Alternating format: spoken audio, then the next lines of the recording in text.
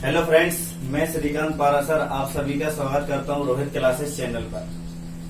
अभी तक अपने सारे नॉन मेटल्स, मेटल्स, सब मेटल्स, मेटलर्स जितने भी थे और अक्रिय गैसेस सारी चीजें कंप्लीट कर ली हैं। आज दूसरा टॉपिक पढ़ने जा रहे हैं, नेक्स्ट टॉपिक, जो कि क्या है, अम्ल, क्षार और लवण।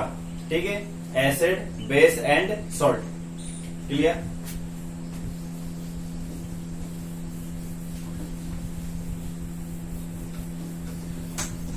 सबसे पहले डिस्कस करते हैं अम्ल के बारे में। ठीक है, सबसे पहले अम्ल के बारे में पढ़ेंगे, अम्ल होता क्या है और सबसे इम्पोर्टेंट अम्ल में क्या है, उसकी डेफिनेशंस बहुत ज्यादा इम्पोर्टेंट है अकॉर्डिंग टू साइंटिस्ट। मतलब किस साइंटिस्ट ने अम्ल के बारे में क्या बोला है, इतना क्लियर हुआ। अब देखते हैं अम्ल के बारे में। अपना टॉपिक क्या है, अम्ल, क्षार और लवण। क्लियर?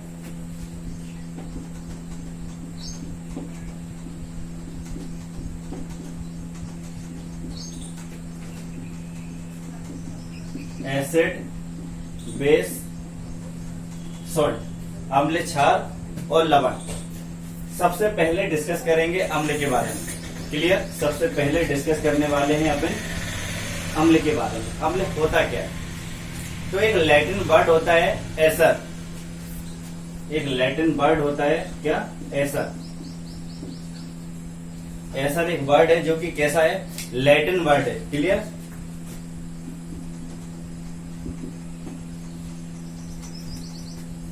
एक एसर वर्ड होता है जो कि लैटिन वर्ड है और इसका मतलब क्या होता है, खट्टा। ठीक है, इसका मतलब क्या होता है, खट्टा। इतना क्लियर होगा। इसका मतलब आप सब लोग ये समझ गए होंगे कि अम्ल जो रहते हैं वो स्वाद में कैसे होते हैं, खट्टे होते हैं। क्लियर? एक लैटिन वर्ड है एसर, उससे कौन सा वर्ड लिया गया है, एसिड। क्लियर? उससे रिलेटेड है और एसर का मतलब क्या होता है, खट्टा। इतनी चीजें क्लियर हो गई। अब इसमें आगे चलते हैं, किसमें, एसिड में। 17th सेंचुरी में, 17वीं शताब्दी में एक साइंटिस्ट हुए, रॉबर्ट बॉयल।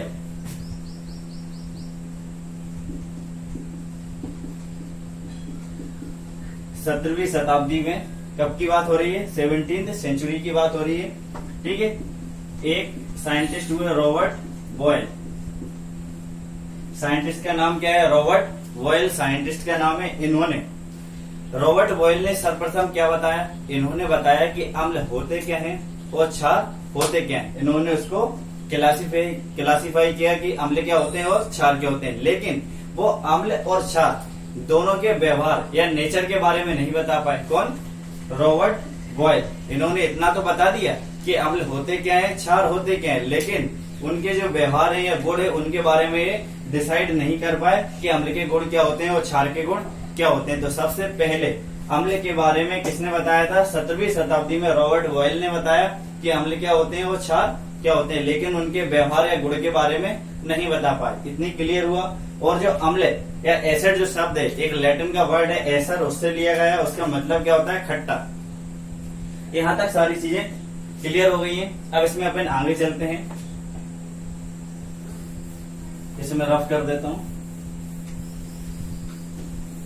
आगे बात करते हैं, अभी कौन आए थे, रॉबर्ट बॉयल, ये साइंटिस्ट आए। उसके बाद कुछ दिनों बाद एक और वैज्ञानिक आए, स्वीडिश के। कहां के रहने वाले थे वो, स्वीडिश के वैज्ञानिक थे। स्वीडिश वैज्ञानिक जिनका नाम क्या था, आर्हेनियस। जिनका नाम क्या था, आर्हेनियस। एक सबसे पहले बात करें तो 17वीं शताब्दी में, 17th सेंचुरी में रॉबर्ट बॉयल ने क्या बताया कि अम्ल क्या होते हैं, क्षार क्या होते हैं, लेकिन उनके गुण या व्यवहार के बारे में वो नहीं बता पाए।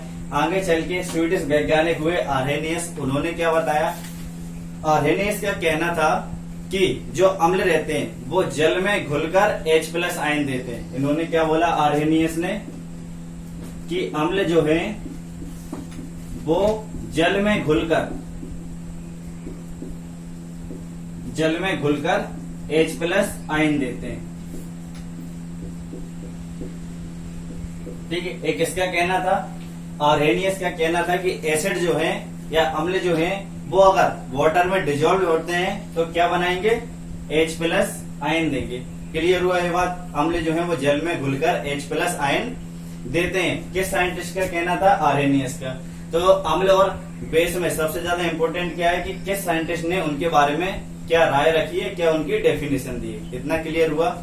अब यहाँ तक अपन पहुंच गए।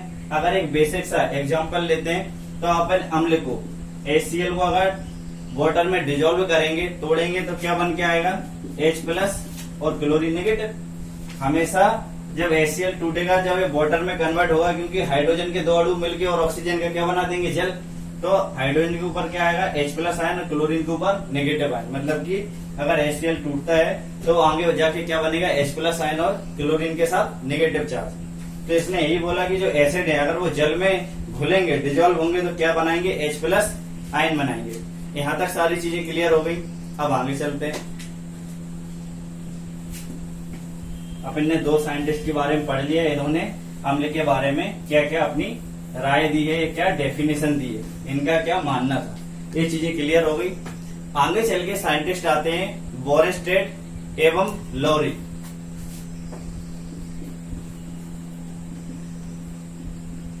बोरेस्टेड एवं लॉरी सिद्धांत।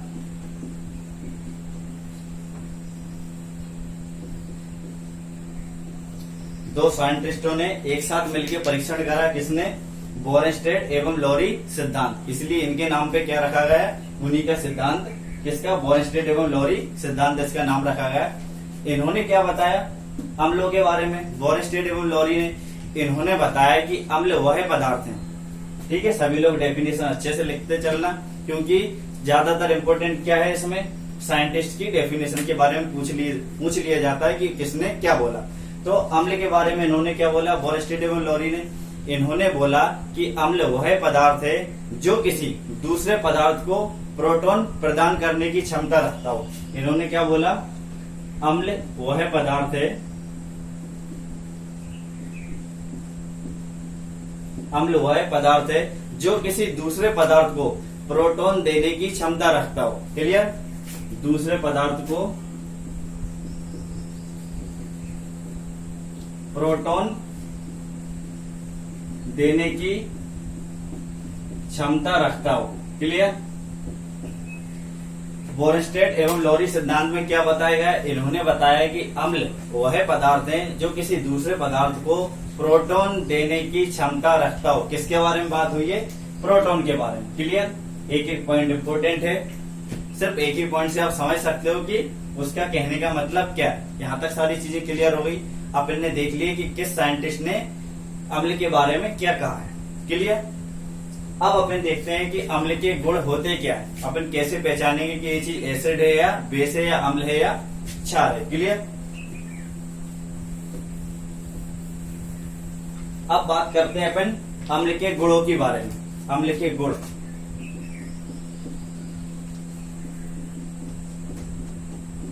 अम्ल के गुणों के बारे में बात कर रहे हैं। सबसे पहला अपन ने देखा था कि किस वर्ड से लिया गया है, एसर, जिसका मतलब क्या होता है, खट्टा। सिंपल सा, स्वाद में कैसे होंगे, खट्टे होंगे। अम्ल जो भी रहेंगे वो क्या होंगे, स्वाद में खट्टे होंगे। क्लियर हो गया। अब बात करते हैं नेक्स्ट, एक चीज और पढ़ ली अपन ने, अगर ये जल में डिजोल्व होंगे, घुलेंगे तो क्या देंगे, H प्लस आयन देंगे, H प्लस आयन देंगे। क्लियर हो गया। अब प्रॉपर्टीज अच्छे से लिखते चलना, मैं यहाँ पे शॉर्ट में आपको समझाते चल रहा हूँ। क्लियर। तीसरा, अम्ल जो रहते हैं सभी लोगों ने पढ़ा होगा, बेसिक्स कॉमन जो 9th 10th 11th की बुक्स में दिया रहता है, सभी बच्चों ने पढ़ा होगा कि अम्ल जो है वो जो लिटमस पेपर रहता है उसको नीले को लाल कर देते हैं।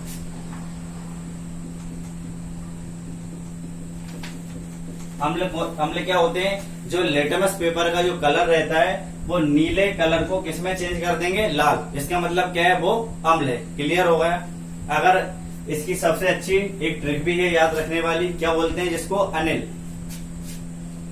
ट्रिक क्या है, अनिल। सभी बच्चे समझ सकते हैं। ए का मतलब क्या है, अम्ल के बारे में बात हो रही है और वो क्या करेगा, नीले कलर को लाल में चेंज कर देगा। क्लियर। तो भूलने की जरूरत नहीं पड़ेगी। अगर आपको एक ट्रिक याद है तो आप बेस की या क्षार की बना सकते हो, क्योंकि इसका जस्ट अपोजिट क्या है, क्षार है। क्लियर हुआ? तो इसकी ट्रिक क्या हुई, अनिल मतलब अम्ल के बारे में बात हो रही है, जो नीले कलर को लाल में चेंज कर देगा। क्या? Litmus paper. क्लियर हुआ?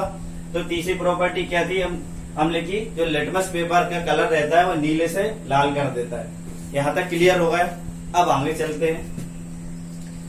जो अम्ल रहते हैं या एसिड्स रहते हैं, उनकी जो पीएच वैल्यू रहती है, जो पीएच मान रहता है, वो कितने से कम रहता है? हमेशा 7 से कम रहेगा, 7 से।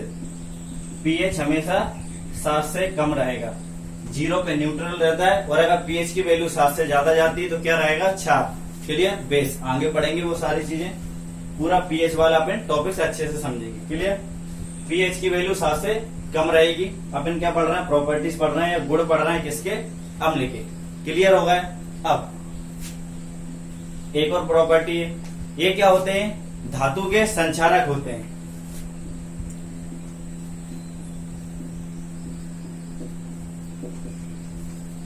अम्ल क्या होते हैं? धातु के संचारक होते हैं। क्लियर हुई? ये सभी प्रॉपर्टीज किसके बारे में है? अम्ल के बारे में। यहां तक सारी चीजें क्लियर हो गई हैं। अब आप पॉइंट्स बना के लिखते चलना अम्ल के बारे में और भी बहुत सारी चीजें। क्लियर? सबसे पहला, अगर अम्ल की अपन धातु के साथ क्रिया करवाते हैं, अगर किसी एसिड की आप मेटल्स के साथ या धातु के साथ रिएक्शन करवाते हो तो हमेशा कौन सी गैस निकलेगी? हाइड्रोजन, H2 गैस निकलेगी। क्लियर? देखते हैं अपन, इसे मैं रफ कर देता हूं।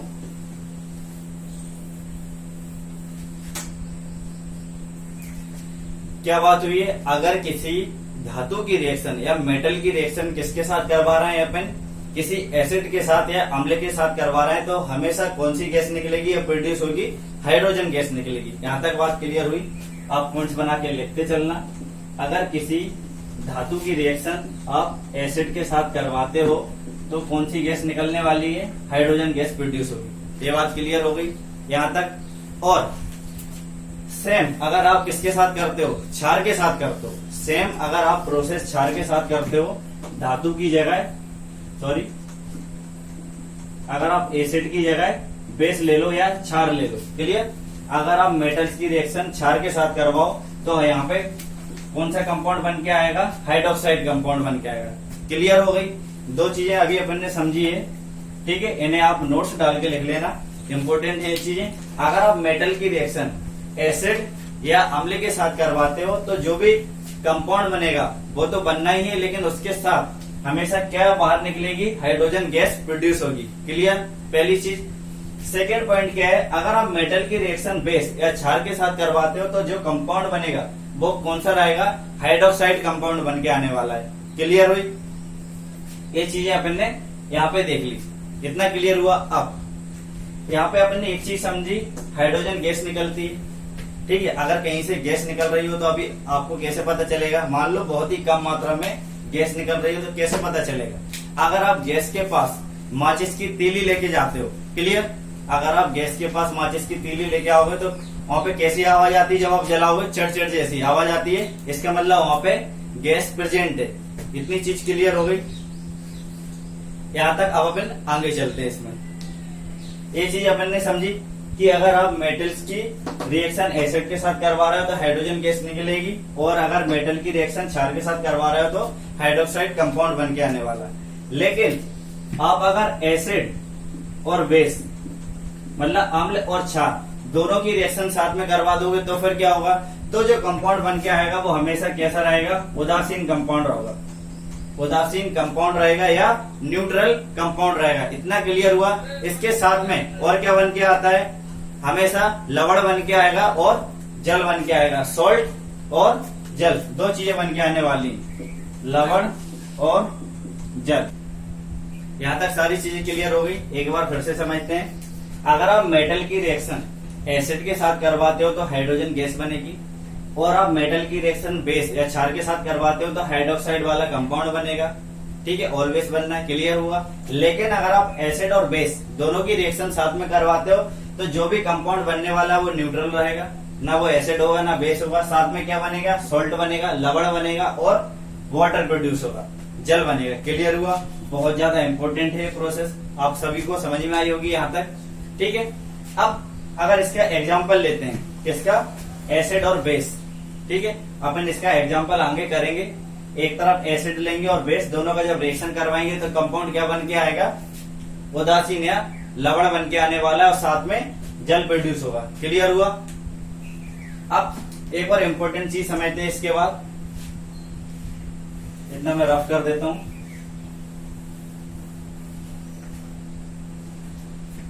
अगर आप कार्बोनेट लेते हो, बहुत ज्यादा इंपॉर्टेंट है ये भी चीज, आप नोट डाल के लिख लेना। अगर आप कार्बोनेट लेते हो CO3 और बाइकार्बोनेट लेते हो, दोनों अलग अलग चीजें हैं। अगर आपने कार्बोनेट लिया या फिर नेक्स्ट प्रोसेस में आप बाइकार्बोनेट ले लो, दोनों चीजें ली। अगर इन दोनों की रिएक्शन आप किसके साथ करवा दो, एसिड के साथ। इन दोनों की रिएक्शन आप किसके साथ करवा दो, एसिड के साथ करवा दो, तो हमेशा कौन सी गैस निकल के आएगी, CO2 गैस प्रोड्यूस होगी। कौन सी, CO2 गैस। इतना क्लियर हुआ। आप कुछ भी ले सकते हो। मान लीजिए आपने लिया सोडियम कार्बोनेट, आपने सोडियम कार्बोनेट ले लिया और आपने जल के लिया, सॉरी एसिड के ले लिया, HCl ले लिया। कुछ भी ले सकते हो आप एसिड की जगह, जो भी एसिड हो, और कार्बोनेट में आपने कंपाउंड लिया सोडियम कार्बोनेट। क्लियर हुआ। इसको समझने की कोशिश करना। तो कंपाउंड और क्या बनेगा, देखो, एक तो बन सकता है आपका NaCl, सोडियम और क्लोराइड मिलके। क्लियर हुआ। और यहां से कौन सी गैस निकल जाएगी अपनी, CO2 गैस प्रोड्यूस हो गई। क्लियर हुआ। एक क्या बचा आपका, एक बचता है ऑक्सीजन और एक क्या बचा, हाइड्रोजन, OH। क्लियर, ये चीजें हो गई। मतलब आपकी गैस हमेशा CO2 निकलनी ही है, प्रोड्यूस हो गई। ये बहुत ज्यादा इंपॉर्टेंट है। अगर आप कार्बोनेट और बाइकार्बोनेट कुछ भी कंपाउंड लेते हो और उसकी रिएक्शन आप एसिड के साथ करवाते हो, तो ऑलवेज कौन सी गैस प्रोड्यूस होगी, कार्बन डाइऑक्साइड। यहां तक क्लियर हुआ। जैसे ही अपन ने यहाँ पे क्या पढ़ा था, आप मेटल की रिएक्शन एसिड के साथ करवाते हो तो हाइड्रोजन गैस प्रोड्यूस होगी। आप रिएक्शन बना के देख सकते हो बहुत ही इजीली, किसी भी मेटल्स को ले सकते हो और किसी भी एसिड को ले सकते हो। क्लियर हो गई ये चीज समझ में आई। अब जैसे कि इसकी बात कर लेते हैं, ठीक है, इसको भी समझ लेते हैं। अगर आप एसिड लेते हो, एसिड H2SO4 ले लिया, sulphuric acid. Clear, sulphuric acid लिया। बेस की बात करें NaOH, सोडियम हाइड्रोक्साइड, क्षार एक तरह का। अब देखो कंपाउंड क्या बनेगा, बेस की जगह अपन क्षार, ठीक है, सोडियम हाइड्रोक्साइड ही ले लेते हैं। क्लियर। अब देखो अपन ने देखा कि एक तो जल बन के आएगा, तो H2 जल भी बना दिया अपन ने, हाइड्रोजन के 2 अणु चले गए और एक ऑक्सीजन का चला गया। क्लियर होगा। अब यहाँ पे देखा अपन ने कि जो कंपाउंड बन के आने वाला है वो क्या बन के आएगा, एक सॉल्ट बन के आने वाला है, ठीक है, और एक क्या बन के आएगा, उदासीन बन के आएगा। क्लियर होगा। H2O के बाद अपन देखते हैं तो एक क्या बनेगा, सोडियम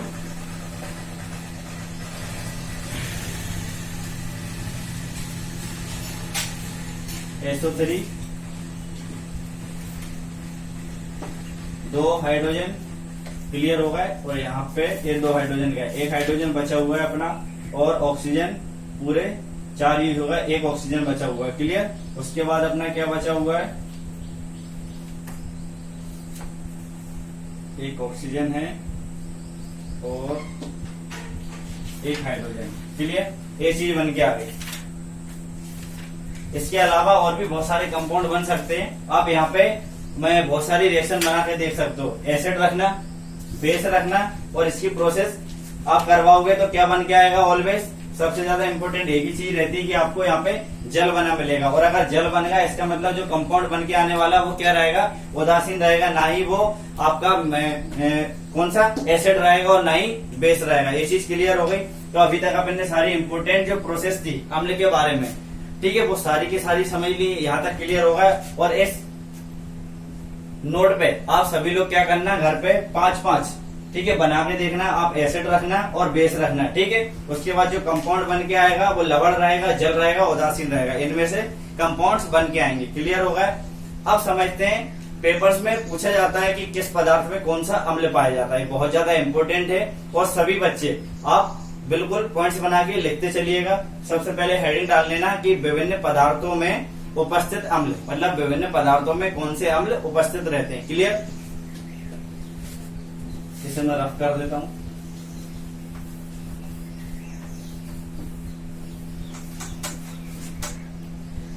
सबसे पहले बात करते हैं मधुमक्खी में। मधुमक्खी में कौन सा अम्ल पाया जाता है, तो अभी आप लिखते चलना लाइन से, ठीक है। मधुमक्खी, उसके बाद बात करते हैं चींटी, बिच्छू, बिच्छुआ, उसके बाद नेटल की पत्तियां, नेटल की पत्तियां। इन सभी में मधुमक्खी, चींटी, बिच्छू और नेटल की पत्तियां, सभी में कौन सा अम्ल उपस्थित रहता है, फॉर्मिक अम्ल। सभी में कौन सा अम्ल पाया जाता है, फॉर्मिक अम्ल पाया जाता है। कौन सा अम्ल पाया जाता है, फॉर्मिक अम्ल पाया जाता है। क्लियर हुआ। अब फॉर्मिक अम्ल की जगह एक और नाम आता है पेपर्स में, कभी कभार वो फॉर्मिक अम्ल नहीं देता है, तो एक और नाम क्या आता है, मेथेनोइक अम्ल।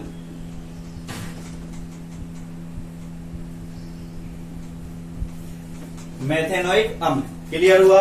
अब बात करें मधुमक्खी की, चींटी की, बिच्छू की और नेटल की पत्तियां, इन सभी में कौन सा अम्ल पाया जाता है, फॉर्मिक अम्ल पाया जाता है, और इसको एक और अन्य नाम से क्या जाना जाता है, मेथेनोइक अम्ल। एक और अन्य नाम से क्या जाना जाता है, अन्य नाम से क्या जाना जाता है, मेथेनोइक अम्ल के नाम से जाना जाता है।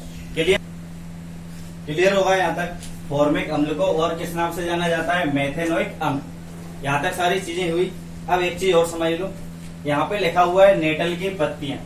बहुत सारे बच्चों को ये चीजें पता नहीं होगी, और मैं उम्मीद करता हूँ कि किसी को ये चीज पता नहीं होगी ज्यादातर, और कुछ लोगों ने पढ़ा है तो बहुत अच्छी बात है। नेटल की पत्तियां क्या होती है, जो बिच्छू का जो डंक रहता है, क्लियर, जिन लोगों को भी बिच्छू काट लेता है तो उसको दवाई के रूप में किसका यूज किया जाता है, नेटल की पत्तियों का यूज किया जाता है। आप सभी लोगों ने कहावत सुनी होती है कि लोहे को लोहा काटता है, उसी प्रकार बिच्छू अगर काट लेता है तो उसको उतारने में भी किसका प्रयोग किया जाता है, नेटल की पत्तियां। इसमें भी सेम अम्ल पाया जाता है, फॉर्मिक अम्ल या मेथेनोइक अम्ल। यहाँ तक सारी बातें क्लियर हो गई। आगे चलते हैं इसमें।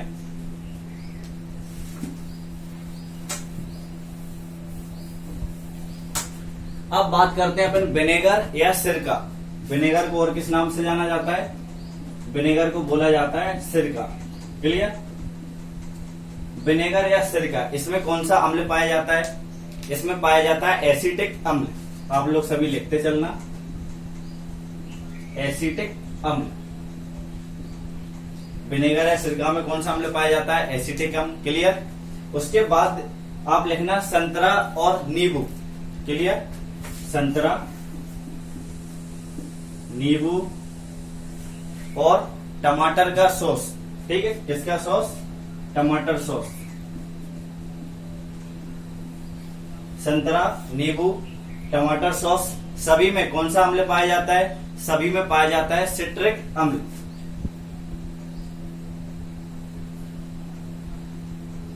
सभी में कौन सा अम्ल पाया जाता है, सिट्रिक अम्ल पाया जाता है। यहां तक सारी चीजें क्लियर हो गई। आगे चलते हैं।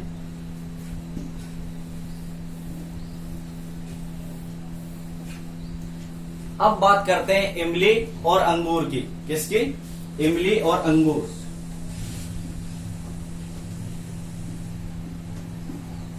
इमली और अंगूर दोनों में कौन सा अम्ल पाया जाता है, दोनों में पाया जाता है टार्ट्रिक अम्ल।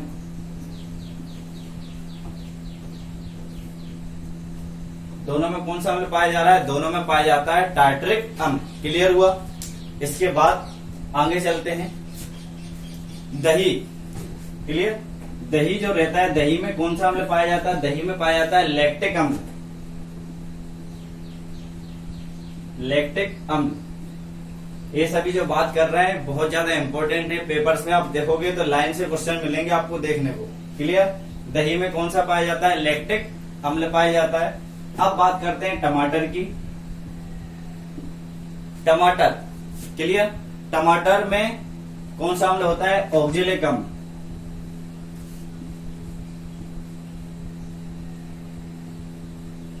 टमाटर में कौन सा अम्ल पाया जाता है, ऑक्जेलिक अम्ल पाया जाता है। क्लियर। इसी में एक चीज और लिखना, क्या, फोटोग्राफी में। क्लियर। इसी में आप चीज और एक ऐड करके लिख लेना, फोटोग्राफी में ऑक्जेलिक अम्ल का उपयोग किया जाता है किस फॉर्म में, फेरस कार्बोनेट के रूप में। क्लियर।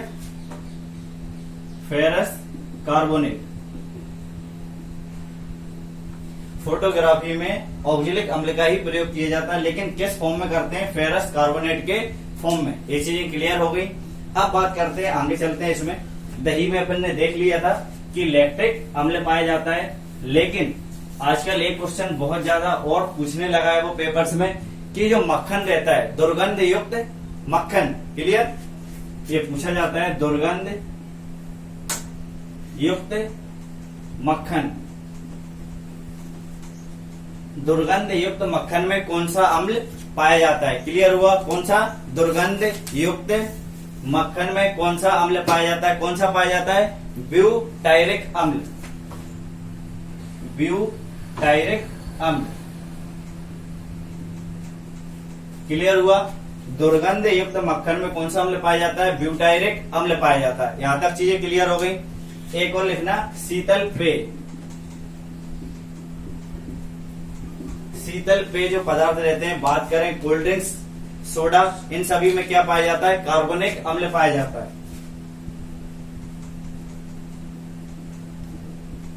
कार्बोनिक अम्ल। क्लियर हुआ यहां तक? इन सभी में क्या पाया जाता है? कार्बोनिक अम्ल पाया जाता है। इसके बाद सेब, केला, क्लियर, क्या? सेब, केला, गाजर, सेब, केला, गाजर, आलू। सेब, केला, गाजर, आलू, इन सभी में कौन सा अम्ल पाया जाता है? मैलिक अम्ल। मैलिक अम्ल क्या पाया जाता है? मैलिक अम्ल पाया जाता है। इतनी बातें क्लियर हो गई। अपन ने पढ़ा अम्ल के बारे में, किस साइंटिस्ट ने अम्ल के बारे में अपनी क्या धारणा रखी है, क्या डेफिनेशन बताई है, वो सारी चीजें अपन ने डिस्कस कर ली है। कुछ इंपॉर्टेंट फैक्चुअल या नोट अपन ने कुछ पॉइंट किए हैं जो ज्यादातर इंपॉर्टेंट थे। किसकी रिएक्शन अपन किस पे करवाएंगे तो कौन सी गैस प्रोड्यूस होगी, ये चीजें अपन ने देख ली है। और एसिड और बेस की रिएक्शन करवाते हैं तो हमेशा कंपाउंड न्यूट्रल बन के आएगा। ये सारी चीजें अपन ने डिस्कस कर ली है। उसके बाद अपन ने देखा कि बहुत सारे पदार्थ जो अपन घर में यूज करते हैं, क्लियर हुआ? उन सभी में क्लियर कौन कौन से अम्ल पाए जाते हैं, जो पेपर के पॉइंट ऑफ व्यू से बहुत ज्यादा इंपॉर्टेंट थे। आप वेपम्स के पेपर्स उठा के देखिए, रेलवे के सारे पेपर्स उठा के देखिए, जितने भी अभी तक हो चुके हैं, आपको एसिड और बेस से अगर कुछ मिलेंगे क्वेश्चन तो आपको एसिड से ज्यादा क्वेश्चन मिलेंगे और उसमें ज्यादातर क्वेश्चन इसी तरह के रहेंगे कि कौन से पदार्थ में कौन सा अम्ल पाया जाता है। यहाँ तक बातें क्लियर हुई। तो अपना अभी तक कौन सा एक टॉपिक कंप्लीट हुआ है? एसिड वाला। क्लियर हुआ? अभी अपना पढ़ेंगे क्षार के बारे में या बेस के बारे में। क्लियर? क्लियर हो चुका है। अब अपन बेस पढ़ते हैं। पहले ही अपन देख चुके हैं आज का अपना टॉपिक क्या था? अम्ल, क्षार और लवण। Clear? Acid, base and salt. अब अपन पढ़ने जा रहे हैं क्षार। क्षार, बेस। मैं उम्मीद कर रहा हूं कि आप सभी बच्चों को मजा आ रहा होगा पढ़ने में, क्योंकि जो अपन ने सारी चीजें पहले पढ़ी, periodic table, metals, non metals, वो क्या है, ज्यादातर लोग क्या करते हैं, उस चीज को नहीं पढ़ाते हैं। स्टार्टिंग से करते हैं पदार्थ होता क्या है, पदार्थ की अवस्था है, और वहां तक मेन पॉइंट तक पहुंचते पहुंचते सारे बच्चे क्या हो जाते हैं, बोर हो जाते हैं। और ज्यादातर क्वेश्चंस किससे पूछ रहा है आजकल, जो भी रेलवे से या जो भी वेपमसी एग्जाम हो रहा है वो पीरियोडिक टेबल से पूछता है। तो अपन ने सबसे पहले वही चीज कवर की। क्लियर? अब अपन बात करते हैं किसकी? बेस की बात करते हैं। अब अपन ने अम्ल के बारे में पढ़ा सारी चीजें, ठीक है। बेस के बारे में मुश्किल से एक जो वैज्ञानिक हैं, ठीक है, जिन्होंने क्या बोला था, बोरस्टेड और लोरी ने जो सिद्धांत दिया था वही ज्यादातर अप्लाई होता है। और क्योंकि इससे पहले जो रॉबर्ट बॉयल आए थे, उन्होंने अम्ल और क्षार के बारे में क्लासिफाई कर ही दिया था कि क्या अम्ल है और क्या क्षार है। तो सबसे पहले इसमें लिखते हैं बोरस्टेड और लोरी सिद्धांत।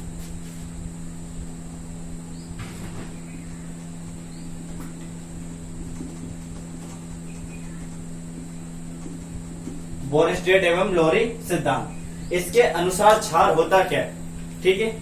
बोरस्टेड एवं लोरी सिद्धांत के अनुसार क्षार होता क्या है, इन्होंने किस हिसाब से या किस प्रकार से क्षार को या बेस को क्लासिफाई किया है। तो सभी बच्चे बहुत अच्छे से लिखना कि बोरस्टेड एवं लोरी सिद्धांत के अनुसार, ठीक है, क्षार वह होता है जो प्रोटॉन ग्रहण करने की क्षमता रखता हो। क्लियर? उसमें क्या था, अम्ल वह थे जो प्रोटॉन देने की क्षमता रखता है, प्रदान करने की क्षमता रखता है, लेकिन बेस क्या रहते हैं, जो प्रोटॉन ग्रहण करने की क्षमता रखता हो। इसमें लिख लेना,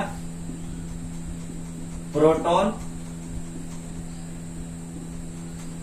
ग्रहण करने की क्षमता रखता है। क्लियर?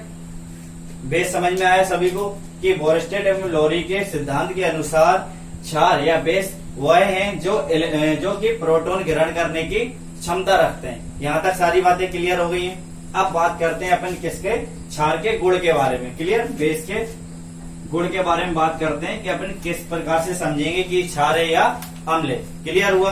अब अम्ल में अपन ने पढ़ा कि वो क्या होते हैं, स्वाद में खट्टे होते हैं, बट जो क्षार है स्वाद में कैसे होते हैं, कड़वे होते हैं। क्लियर? पॉइंट्स बना के लिखते चलिएगा, स्वाद में कड़वे होते हैं। क्लियर? पहला पॉइंट हुआ अपना complete. Second point, pH value अम्ल की 7 से कम होती है और क्षार की पीएच वैल्यू 7 से ज्यादा होती है। क्लियर हुई ये बात? क्षार की पीएच वैल्यू 7 से ज्यादा होती है और जिसकी पीएच वैल्यू 0 होती है वो क्या कहलाता है, न्यूट्रल कहलाता है या उदासीन कहलाता है। क्लियर? अब थर्ड पॉइंट, इसमें बात करते हैं अम्ल जो रहते हैं वो जल में डिजोल्व होने के बाद क्या दे रहे थे, H+ आयन दे रहे थे। सेम क्षार जो है ये जल में डिजोल्व होंगे तो क्या देंगे, OH- देंगे। क्लियर हुआ? हाइड्रोक्साइड। अब फोर्थ पॉइंट की अपन बात करते हैं, इसमें ऊपर लिख देता हूं। अपन ने ट्रिक देखी थी, कौन सी, अनिल। एक ट्रिक अभी अपन ने पढ़ी थी, क्या पढ़ी थी, अनिल। इसका मतलब अम्ल जो रहते हैं वो नीले लिटमस को लाल कर देते हैं। सेम क्षार की बात करते हैं तो ये क्या करेंगे, लाल को नीला कर देंगे। क्लियर?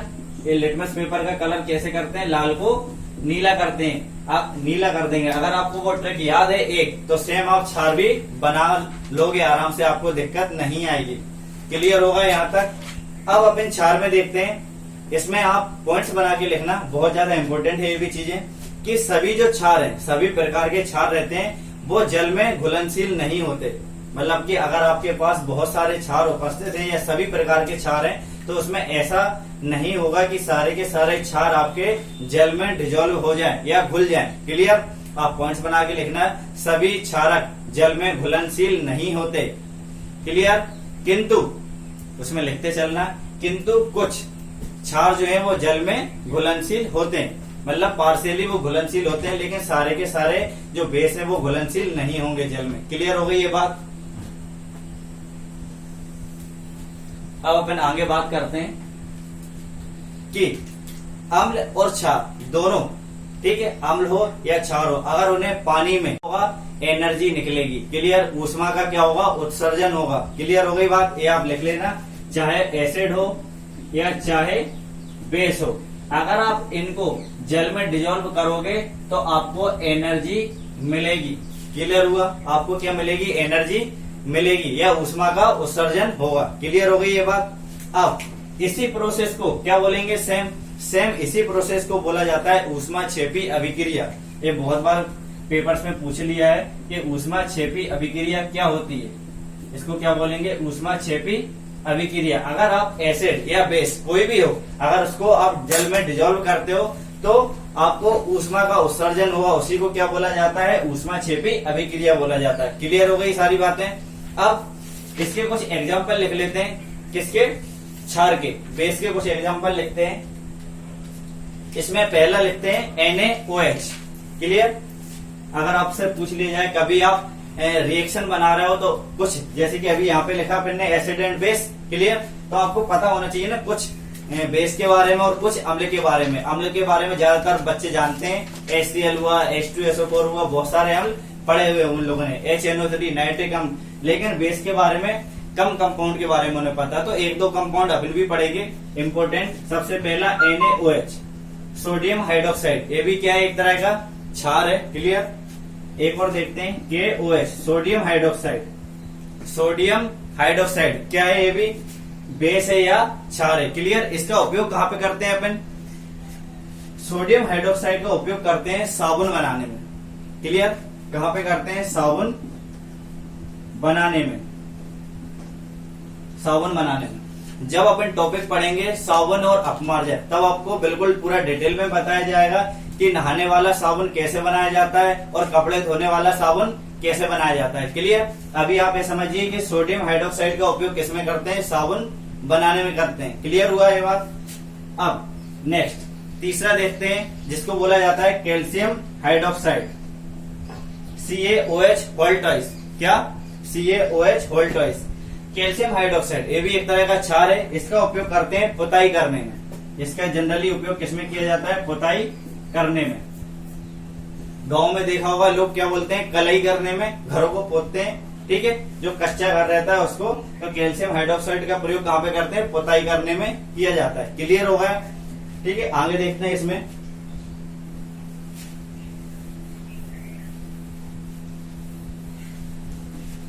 आगे बात करते हैं मैग्नीशियम हाइड्रोक्साइड की। Magnesium hydroxide MgOH whole twice. Clear हुआ, MgOH होल ट्वाइस।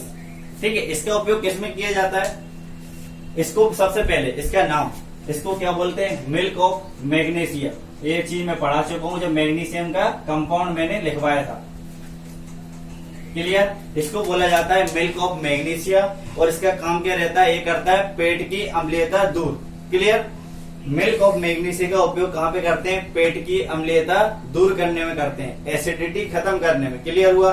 देखो ये क्या है, एक तरह का बेस है या क्षार है। अगर आपके पेट में अम्लीयता ज्यादा बढ़ जाती तो आप किसका यूज करते हो, मिल्क ऑफ मैग्नीशिया का, या आप देखते होंगे इनो। ठीक है, आप किसका यूज करते हो, इनो का यूज करते हो। उसका मतलब क्या होता है, आपने बेस लिया, आपके पेट में क्या थी, एसिडिटी थी। क्लियर। जब एसिड और बेस का रिएक्शन हुआ तो कंपाउंड क्या बन के आता है, न्यूट्रल। इसका मतलब आपका पेट अब सही हो जाएगा। इसीलिए आप किसका यूज करते हो, बेस का या क्षार का, जब आपके पेट में अम्लीयता ज्यादा हो जाती है या फिर एसिडिटी ज्यादा हो जाती है। क्लियर हो गया। तो सेम यहीं पे MgOH2 whole twice milk of magnesia क्या है, एक तरह का क्षार है, बेस है। आप इसका यूज किसमें करते हो, एसिडिटी दूर करने में। सारी बातें क्लियर हो गई। अपन ने कुछ बहुत सारे 3-4 क्षार के बारे में देख लिया है जो आपको जनरली याद होने चाहिए। सेम एक और देखते हैं NH4OH। NH4OH क्लियर हुआ। इसको क्या बोला जाता है, अमोनियम हाइड्रोक्साइड। NH4OH इसका नाम क्या है, अमोनियम हाइड्रोक्साइड। ये भी क्या है, एक प्रकार का क्षार है, बेस है। क्लियर। अपन ने कुछ नाम देख लिए 4-5 किसके, बेस के। और अम्ल के नाम जनरली सभी को पता होता है। अगर नॉर्मली देखें HCl, H2SO4, HNO3, बहुत सारे अम्ल रहते हैं। क्लियर। अब कुछ इंपोर्टेंट पॉइंट्स हैं किसके बारे में, अम्ल और क्षार के बारे में। क्लियर। तो वो पॉइंट्स बहुत ज्यादा इंपॉर्टेंट हैं और सभी लोगों को याद होने चाहिए। लेकिन उससे पहले एक आपको प्रोसेस बताता हूं, बहुत ज्यादा इंपॉर्टेंट है और क्वेश्चन पूछा जाता है। क्या रहता है क्वेश्चन, अम्लराज। क्लियर। अभी अपन अम्ल के बारे में बात कर रहे हैं तो इसे भी समझ लेते हैं। अम्लराज होता क्या है, इसका सबसे पहले एक और नाम एक्वा रेजिया। क्लियर। इंग्लिश में एक इसका नाम क्या है, एक्वा रेजिया। बहुत बार डायरेक्ट नाम दे देता है एक्वा रेजिया या अम्लराज। यहां तक चीज क्लियर हुई। अब अम्लराज बनता कैसे, ये चीज सभी को पता होनी चाहिए। नॉर्मली अम्लराज बनता कैसे। अब बात करते हैं अम्लराज की। तो इसमें HCl रहेगा और HNO3 का रहेगा, मतलब कि हाइड्रोक्लोरिक अम्ल और नाइट्रिक अम्ल, दोनों जो अम्ल रहते हैं एसिड, उनके मिक्स से क्या बनता है, अम्लराज बनता है या एक्वा रेजिया बनता है। तो इसके अनुपात की बात करते हैं, पूछा जाता है HCl और HNO3। क्लियर। HCl और HNO3 दोनों अम्ल रहते हैं मिक्स, किसमें, अम्लराज में। और इसका अनुपात क्या रहता है, 3:1। क्लियर हुआ। ठीक है, 3 रेशो रहते हैं HCl के और 1 रेशो रहता है नाइट्रिक अम्ल का। इसी को क्या बोला जाता है, अम्लराज या एक्वा रेजिया बोला जाता है। ये बात क्लियर हो गई। अब उसमें कंफ्यूज करने के लिए क्या पूछ लेता है, कभी कभार वो जस्ट इसका अपोजिट पूछ लेता है, HNO3 और HCl का अनुपात क्या है। तो बच्चे रट के रखते हैं कि 3:1, फिर वो ये नहीं देखते कि HNO3 कहाँ लिखा हुआ है। क्लियर। तो अच्छे से समझना है कि HCl का अनुपात 3 है और HNO3 का अनुपात 1 है। ये बातें क्लियर हो गई। यहां तक बातें क्लियर है। अब अम्लराज की बात करें तो इसका उपयोग कहां पे करते हैं। अम्लराज का उपयोग किया जाता है जो अपना सोना है प्लेटिनम है उसको गलाने के लिए। क्लियर। अब इसमें बहुत ज्यादा इंपॉर्टेंट है, पूछा गया सोना व प्लेटिनम को गलाने में। क्लियर। सोना और प्लेटिनम दोनों को गलाने में किसका उपयोग किया जाता है? अम्लराज का। और अम्लराज कैसे बनता है? HCl के 3 पार्ट और HNO3 का 1 पार्ट। ठीक है। हाइड्रोक्लोरिक अम्ल और नाइट्रिक अम्ल के मिश्रण से बनाया जाता है अम्लराज। इसका नाम क्या है? Aqua regia. क्लियर। अब आप नोट्स लिखते चलिए, नोट्स डालना और उसमें इंपोर्टेंट पॉइंट्स लिखते चलना। बहुत ज्यादा इंपोर्टेंट है ये पॉइंट्स, पूछे जाते हैं इनसे क्वेश्चन पेपर्स में कि HCl को और किस नाम से जानते हैं। बहुत बार पेपर्स में पूछा गया है कि हाइड्रोक्लोरिक अम्ल को किस नाम से जाना जाता है, तो उसका नाम क्या है? म्यूरेटिक अम्ल। क्लियर। HCl को किस नाम से जाना जाता है? म्यूरेटिक अम्ल। म्यूरेटिक अम्ल नाम से वो जाना जाता है। हाइड्रोक्लोरिक अम्ल तो बोलते ही हैं किसको? HCl को, लेकिन इसका एक और नाम है म्यूरेटिक अम्ल। आजकल पेपर्स में यही पूछता है पेपर्स में, और वहां पे बच्चे कंफ्यूज हो जाते हैं। क्लियर। HCl को और किस नाम से जाना जाता है? म्यूरेटिक अम्ल के नाम से जाना जाता है। क्लियर। और वह एक तरह का क्या है? खनिज अम्ल है, मिनरल्स एसिड है। एक तरह का क्या है? खनिज अम्ल है। क्लियर हो गई ये बातें। अब इसके बाद लिखना बेंजोइक अम्ल। ठीक है। बेंजोइक अम्ल का उपयोग किसमें करते हैं? दवा बनाने में। क्लियर। बेंजोइक अम्ल का उपयोग किया जाता है दवा बनाने में। बेंजोइक अम्ल का उपयोग किसमें करते हैं? दवा निर्माण में करते हैं। क्लियर। बेंजोइक अम्ल का उपयोग किसमें करते हैं? दवा निर्माण में। क्लियर हो गया। इसके बाद लिखना हाइड्रोजन फ्लोराइड। ठीक है। एक अम्ल रहता है HF। ठीक है। ये क्या रहता है? कांच में घुलनशील रहता है। क्लियर। इसमें कांच क्या होता है? घुल जाता है। ये चीज समझ में आई। HCl को क्या बोलते हैं? म्यूरेटिक अम्ल बोलते हैं। इसे खनिज अम्ल भी बोला जाता है। बेंजोइक अम्ल का निर्माण किसमें? बेंजोइक अम्ल का उपयोग किसमें करते हैं? दवा के निर्माण में। और HF जो रहता है हाइड्रोजन फ्लोराइड, इसमें क्या हो गई? नेक्स्ट और आगे लिखते चलना इसमें आप।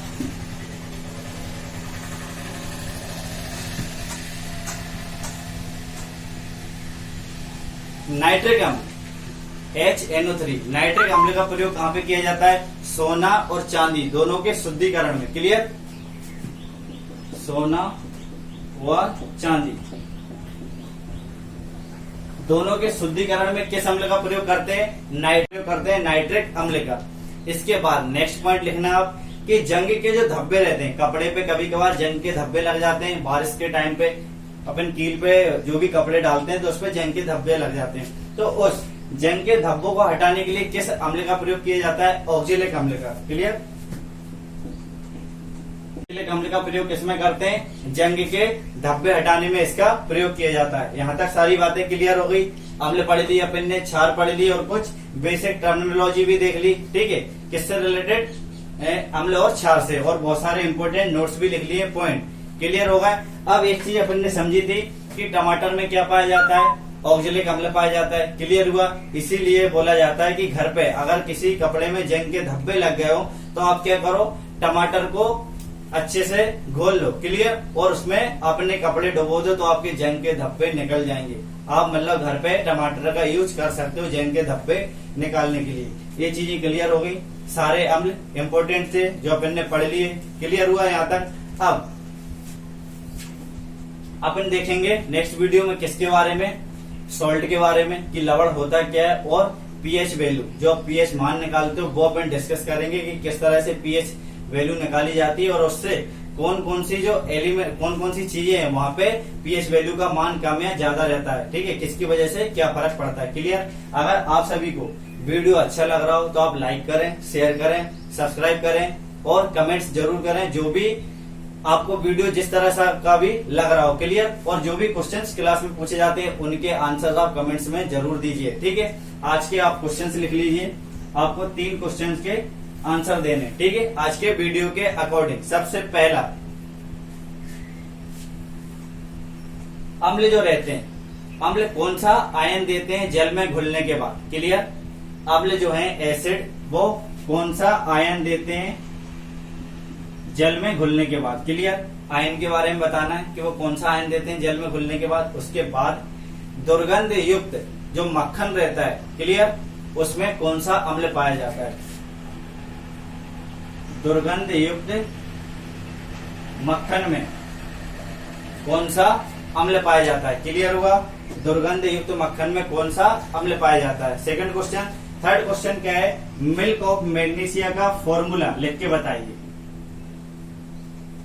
मिल्क ऑफ मैग्नीशिया का फॉर्मूला आपको लिख के बताना कमेंट्स में। क्लियर हो गए? यहां तक सारी चीजें, इन तीनों क्वेश्चन के आंसर आपको कमेंट्स में देने हैं और उम्मीद करते हैं कि लॉकडाउन में आप सभी लोग स्वस्थ होंगे। धन्यवाद।